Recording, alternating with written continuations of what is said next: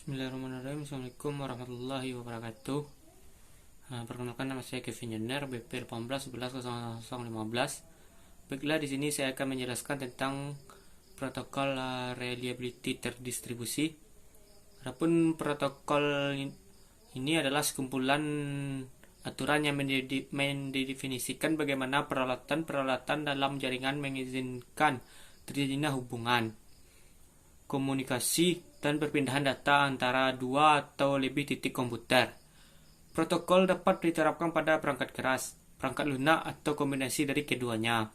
Pada tingkatan yang rendah, protokol mendefinisikan koneksi perangkat keras. Protokol dapat diartikan sebagai salah sebuah aturan yang mendefinisikan beberapa fungsi yang ada di dalam sebuah jaringan komputer. Seperti kita mengirim data, mengirim pesan, mengirim informasi, dan fungsi lainnya yang harus dipenuhi oleh sisi pengirim atau penerima agar komunikasi dapat berlangsung dengan benar.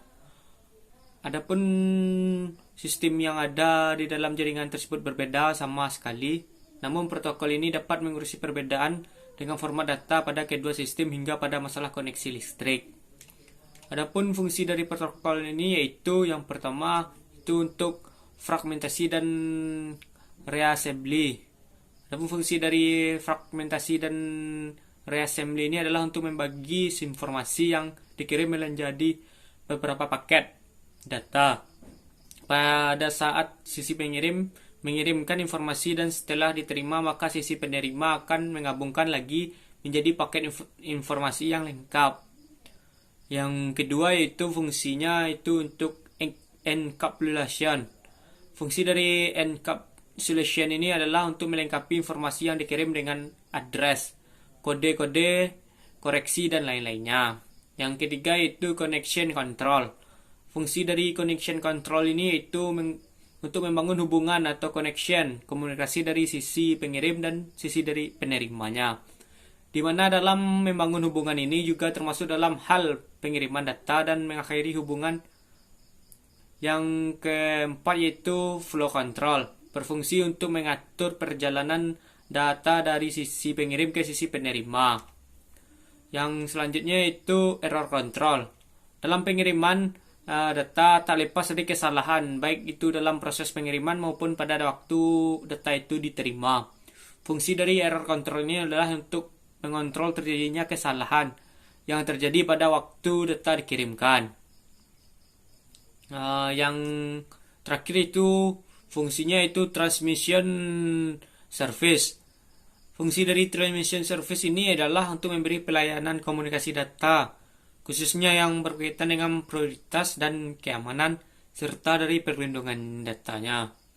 Jenis-jenis protokol ini yang umum yang digunakan pada sebuah komputer antara lain sebagai berikut, yaitu yang pertama NetBIOS Frame Protocol, yang kedua itu NetBIOS, yang ketiga itu NVLink, yang keempat itu ada IPX atau SPVX, yang kelima itu yang ada TCP/IP yang sering umum dipakai, yang keenam itu ada subnet mask.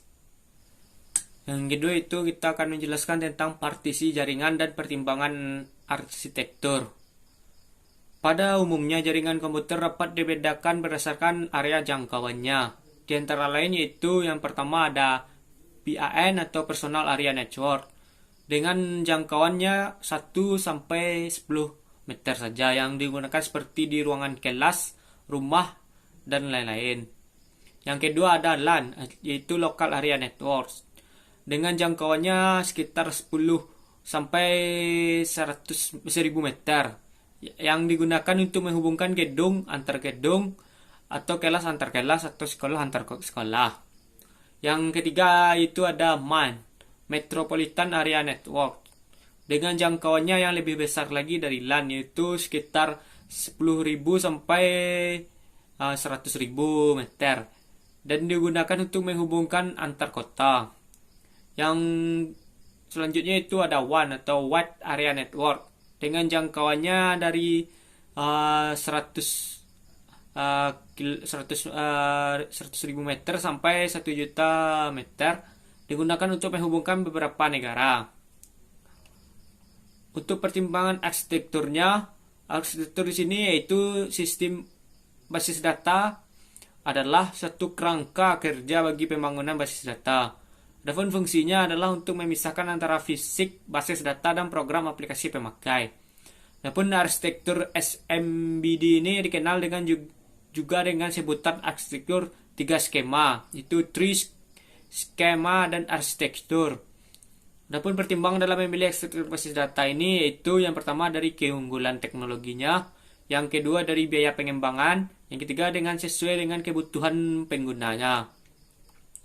Adapun jenis arsitektur basis data ini adalah yang pertama sistem tunggal atau standalone, yang kedua itu sistem terpusat atau centralized system, yang ketiga itu sistem client server. Yang sistem tunggal ini itu di BMS-nya basis data dan aplikasi basis datanya ditempatkan pada komputer yang sama.